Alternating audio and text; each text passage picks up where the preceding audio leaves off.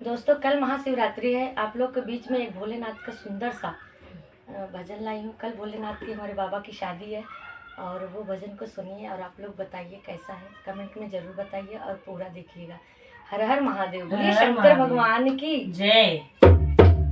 आसमान से फूलों की बरसात हो गई, आसमान से फूलों की बरसात हो गई, गौरा तेरी शादी शंकर से हो गई।